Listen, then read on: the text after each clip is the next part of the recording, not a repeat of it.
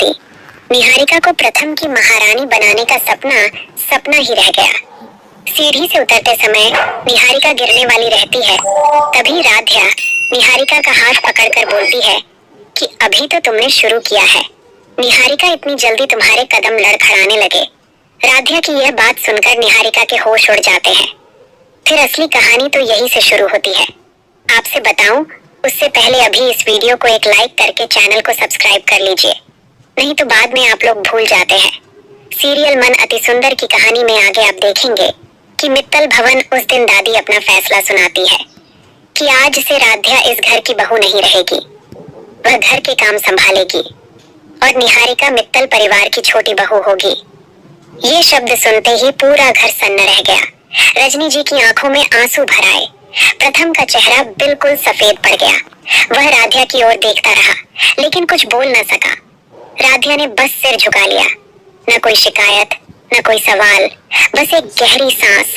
दूसरी ओर निहारिका के होठों पर हल्की मुस्कान आ गई। यह मुस्कान खुशी की नहीं, जीत के घमंड की थी। वह मन ही मन सोचने लगी, आखिरकार दादी ने मेरा सपना पूरा कर दिया। थोड़ी देर बाद निहारिका भारी गहनों में सीढ़ियों से उतर रही थी। हर कदम के साथ उसका अहंकार और बढ़ रहा था।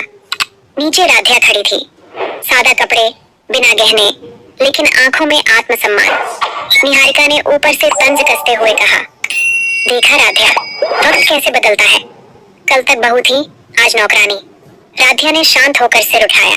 वक्त बदलता है निहारिका, लेकिन सच नहीं बदलता। निहारिका हंस पड़ी।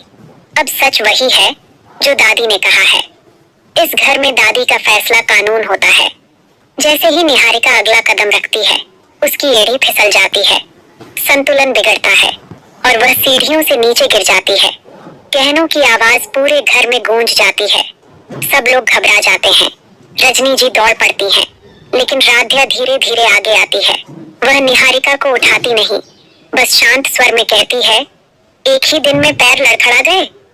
अभी तो तुम बहू बनी हो, सफर तो बहुत लंबा है। निहारिका गुस्से से चिल्लाती है, चुप रहो, अपनी हद में रहो, तुम अब इस घर की नौकरानी हो। राध्या हल्की मुस्कान के साथ बोलती है, और तुम ये मत भूलो, मैं आज भी प्रथम के नाम का मंगलसूत्र पहने हूँ। जो तुमने पहना था वह सिर्फ एक हार था और भगवान ने उसी दिन अपना इशारा दे दिया था। ये सुनते ही निहारिका का चेहरा उतर जाता है। उसके पैरों तले जमीन खिसक जाती है। उसे एहसास होता है कि खेल अभी खत्म नहीं हुआ। वह मन ही मन सोचती है, इस राध्या को रास्ते से हटाना ही होगा, नहीं तो ये मुझे ही बाहर कर देगी। उधर रजनी जी निहारिका को घूरती हैं। उनकी आंखों में गुस्सा साफ झलकता है। फिर वे राध्या के पास आती हैं। बेटा, ये सब कुछ दिनों के लिए है, हिम्मत मत हारना। राध्या बस सिर हिला देती है। वह जानती है कि सच ज्यादा देर छिप नहीं सकता। प्रथम दूर से यह सब देख रहा होता है। उसकी आंखों में पछतावा है और दिल में सिर्फ राध्या। निहारिका ऊपर जाती है, लेकिन उसका घमंड अब डगमगा चुका होता है। राध्या वहीं खड़ी रहती है। नौकरानी के कपड़ों में भी उसका आत्मसम्मान झुकता नहीं। वह जानती है, आज नहीं तो कल सच्चाई सामने आएगी। मित्तल भवन में खामोशी फिर छा जाती है, लेकिन इस बार यह खामोशी डर की नहीं, ये तूफान से पहले की शांति होती है। राध्या मन ही मन कहती है, असली लड़ाई अभी बाकी है और मैं हारने वालों में से नहीं हूँ। निहारिका को सबक मिल चुका होता है, लेकिन कहानी अभी अधूरी है। आगे बहुत कुछ होना बाकी है।